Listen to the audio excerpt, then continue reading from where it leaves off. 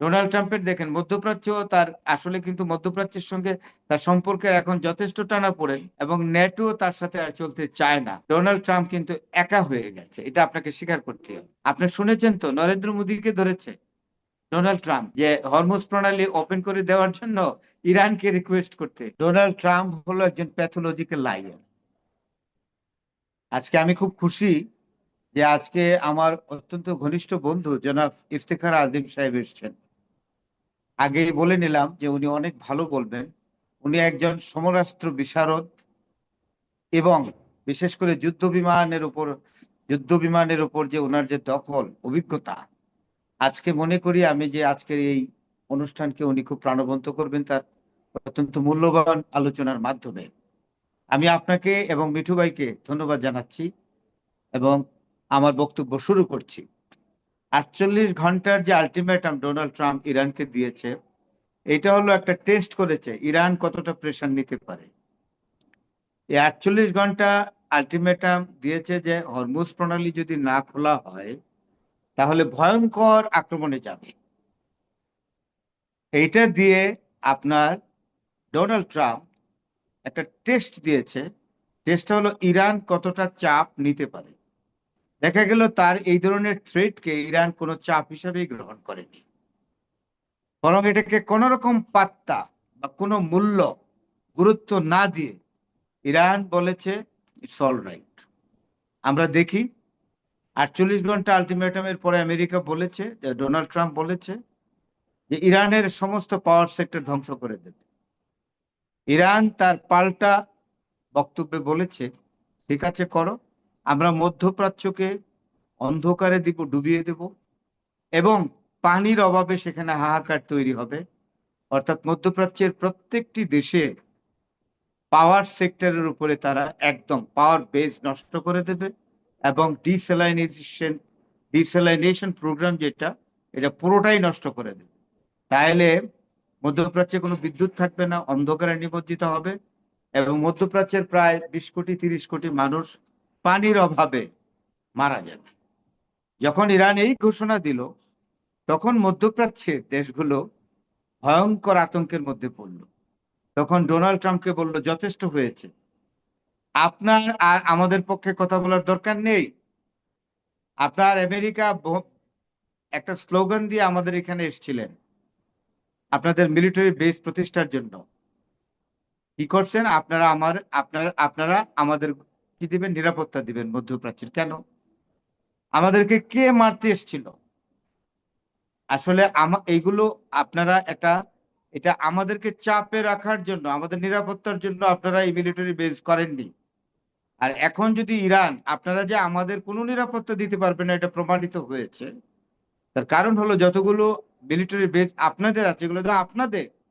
Iran যে প্রত্যেকটাকে একেবারে ডিসাস্টারাস পজিশনে নিয়ে গেছে, অ্যাবান্ডন করে দিয়েছে। আপনারাই তো আপনাদের বেস রক্ষা করতে পারেন না, আমাদের কি নিরাপত্তা আপনারা দিবেন? তখন যখন অবস্থা, ইরান যখন ঘোষণা দিল যে পাওয়ার সেক্টর একেবারে অ্যাবলিশ করবেন মধ্যপ্রাচ্যে, পানির যে ওয়াটার যেটা ওয়াটার রিফাইনারি যে সিস্টেমকে একেবারে ডিস্ট্রয় করে দেবে, তখন যেটা আসছে, তখন তারা ভয় পেয়ে গেছে। তখন তারা গোপনে ইরানের সাথে তখন তারা গোপনে ইরানের সাথে একটা মানে ডিপ্লোম্যাটিক লাইনে গেছে, কানেকশনে গেছে, যেটাকে বলে ক্ল্যান্ডেস্টাইন ডিপ্লোমেসি। গোপনে কূটনীতিক সম্পর্ক স্থাপন করা। মধ্যপ্রাচ্য মোটামুটি সারেন্ডার করেছে যে না, আমরা আপনাদের বিরোধিতা করব না, আমাদের বেস থেকে আমেরিকাকে আর আপনাদেরকে অর্থাৎ ইরানকে আক্রমণ করার সুযোগ আমরা আর দিব না। এলো এক। তাইলে এখানে ডোনাল্ড ট্রাম্প কিন্তু কূটনীতিতে মধ্যপ্রাচ্যের সঙ্গে একটা মার খেয়েছে।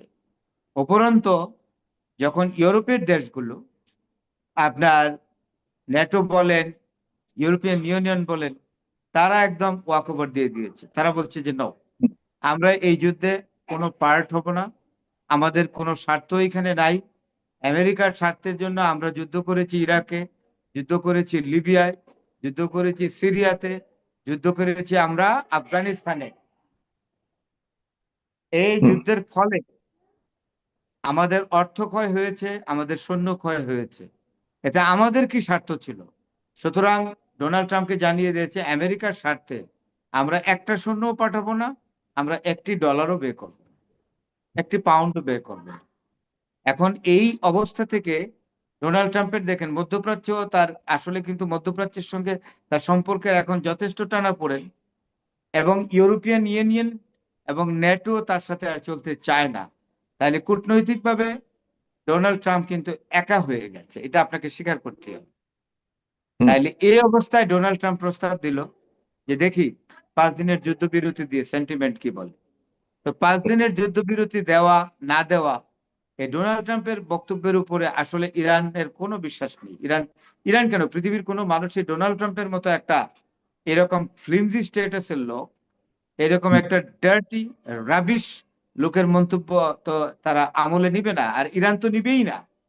আপনি একটা জিনিস খেয়াল করবেন, আপনি কিন্তু দেখেছেন ইরানের প্রত্যেকটা স্পোকস পারসন, সেটা আপনার পেজেশকিয়ানি বলেন ইরানের প্রেসিডেন্ট, সেটা আপনার ইরানের যে এক ফরেন মিনিস্টার আছেন যিনি, হ্যাঁ, আব্বাস আরগাচি, ইরানের যে মুখপাত্র আছেন যিনি প্রফেসর মারান্ডি, আরো যারা দু একজন কথা বলেছেন, তাদের প্রথম থেকে শেষ কথা এক। তাদের বক্তব্যের মধ্যে আপনি কোনোদিন কোনো রকম নড়চড় পাবেন না। আর ডোনাল্ড ট্রাম্প একটা কথা সকালে বলে, কফির কাপে চুমুক দিয়ে একটা বলে, দুপুরে লাঞ্চের পরে একটা বলে, বিকালের স্ন্যাক্স খাওয়ার পর একটা বলে, তারপর ডিনার খাওয়ার পর একটা বলে, রাতে শোয়ার আগে আরেকটা বলে। তো এই ধরনের একটা হঠকারী লোকের কথা তো পৃথিবীর মানুষ বিশ্বাস করে না, ইরান জাতি তো করবেই না। তো সুতরাং এখন আমি মনে করি ডোনাল্ড ট্রাম্প কূটনৈতিকভাবে সারা বিশ্বে একেবারে কোণঠাসা হয়েছেন, দেউলিয়া হয়ে গেছেন। এখন বিভিন্ন ধরনের কথাবার্তা বলে যে আপনার নরেন্দ্র মোদীকে ধরেছে। নরেন্দ্র মোদী কি করবে? আপনি শুনেছেন তো নরেন্দ্র মোদীকে ধরেছে ডোনাল্ড ট্রাম্প। এটা আপনার কাছে তথ্য গিয়েছে কিনা যে হরমুজ প্রণালী ওপেন করে দেওয়ার জন্য ইরানকে রিকোয়েস্ট করতে? আচ্ছা, নরেন্দ্র মোদীকে ইরান কি এই সুযোগ দিবে? নরেন্দ্র মোদী যেই দিন ইসরায়েল এবং আমেরিকা আক্রমণ করলো, এর আগের দিন নরেন্দ্র মোদী তেল আবিবে ছিল। এবং আমি না, এটা ভারতের অনেক ডিফেন্স অ্যানালিস্ট তাদের টক শোতে এবং তাদের পার্সোনাল ইন্টারভিউতে তারা বলেছে, এবং অনেকে ভিডিও ছেড়ে বলেছে যে নরেন্দ্র মোদীর সাথে আপনার এই বেঞ্জামিন নেতানিয়াহুর আলাপ হয়েছে, এবং আগামীকাল যে আক্রমণ করবে এটা নরেন্দ্র মোদীকে বলেছে নেতানিয়াহু। আজকে তো আর তো আজকাল তো তথ্য লুকিয়ে রাখা যায় না। তো এরকম একটা লোক, যে লোক জানতেন আগাম যে আক্রমণ করবে আমেরিকা এবং আপনার ইসরায়েল ইরানের উপরে, এটা জানতেন তো। এটা জানার পরে তো আর নরেন্দ্র মোদীকে কি আর নেগোসিয়েটর হিসেবে ইরান কি আর অ্যাকসেপ্ট করবে? কখনোই করবে না। আরেকটি এখানে হাস্যকর, এখানে পাকিস্তান, সৌদি আরব, টার্কি এবং আমেরিকা একটা অ্যালায়েন্স হয়েছে। কার বিরুদ্ধে জানেন? কারণ অলরেডি একটা অ্যালায়েন্স হয়ে গেছে, যেমন রাশিয়া, চায়না, ইরান এবং উত্তর কোরিয়া। এটাকে ডিফেন্ড করার জন্য এখন পাকিস্তান, টার্কি, সৌদি আরব আর আমেরিকা। এখন এই তাদের অ্যালায়েন্সকে আমেরিকা বলছে টার্কি, সৌদি আরব এবং আপনার পাকিস্তানকে নেগোশিয়েট করার জন্য ইরানের সাথে। তো প্রথম হইতে সৌদি আরবকে পাত্তাই দিবে না ইরান। আর টার্কির যে এরদোগান, এরদোগান তো একটা ফাসেক লোক হিসাবে নিজেকে প্রমাণিত করেছে, বিশ্বাস যোগ্য না লোকটা। তিনি একবার প্রাচ্য দেশে পা রাখেন, একটা পা আরেকটা হলো পাশ্চাত্যে, অক্সিডেন্টাল এন্ড ওরিয়েন্টাল মিশ্রিত একটা মানুষ। উনি এশিয়াতেও আছেন, ইউরোপের সাথেও আছেন।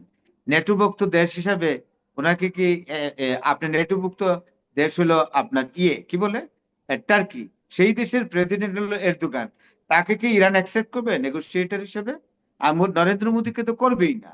যদি জওহরলাল নেহরুর মতো লোক থাকতেন, তাহলে একটা কথা ছিল, Nehru has a way particularly to negotiate this matter, to make a request to the United States of America, to negotiate to request Iran, because there is a good relation between Nehru মানে আপনি and বলতে Mossadegh. চাচ্ছেন যে আসলে আপনি বলতে চাচ্ছেন যে ডোনাল্ড ট্রাম্পের এই নিশ্চয়তা বলো এবং আলটিমেটাম সরানোর বিষয়টিকে মানে যুদ্ধ বন্ধ করবার যে আশ্বাস দিচ্ছে, এটিকে কোনোভাবেই ইরান আস্থায় নিতে পারছে না, কারণ এটি কোনোভাবেই কোনো নিশ্চয়তা দিচ্ছে না ইরানকে, এটি আপনি বলতে তার মানে অবশ্যই এই কারণে আরেকটা ইরানের পক্ষ থেকে যুদ্ধ কি এখন চলমান? ইরান এই যে আমরা দেখতে পাচ্ছি গতকালকে থেকে এখনো পর্যন্ত ইসরায়েলের উপর কিন্তু কন্টিনিউয়াসলি ক্রমাগত ভাবেই কিন্তু আক্রমণ চালিয়ে যাচ্ছে। আহ এতে তো আজকে দেখলাম যে আবার ইসরায়েল পাল্টা আক্রমণ চালাচ্ছে, তার মানে কি যুদ্ধ এখানে শেষ হচ্ছে না? না, আক্রমণটা তো হচ্ছে এখন তো ইরান আক্রমণ করছে ইয়ার উপরে, ইসরায়েলের উপরে, ইসরায়েল করছে ইরানের উপরে, এই তো। হুম হুম আমেরিকা বোধহয় নতুন করে কোনো আক্রমণ করছে না এখন, যেহেতু 5 দিনের হুম, বিরতি আছে। যুদ্ধটা জি এখন এই আজকে থেকে গতকাল থেকে মোটামুটি the war has been confined between two countries, Iran and Israel.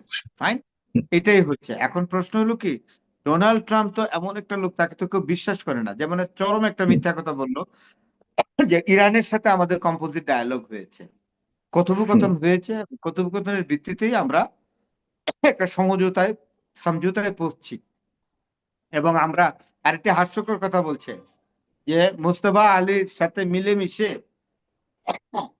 Hormuz চালাবে, যে মুস্তফা আলী দেখা যাচ্ছে যে হরমুজ চালাবে। বলছে ইরান হাস্যকর, থেকে। ridicule। হুম, হুম, ইরান সেটা কখনোই বলে নাই, এবং ডোনাল্ড ট্রাম্প তার নিজের ইচ্ছা মতো মনের মাধুরী মিশে যখন যা ইচ্ছা তখন তা বলছে। এবং জি তিনি মনে করছেন আমেরিকার প্রেসিডেন্ট হিসাবে উনি যা বলবেন তাই মানুষ স্বীকার করবে, তাই মানুষ মেনে নেবে, তা নয়। ইরানের সাথে কোনো প্রকার আলাপ আমেরিকার হয়নি, এটা জি হলো সত্যি কথা। ধন্যবাদ।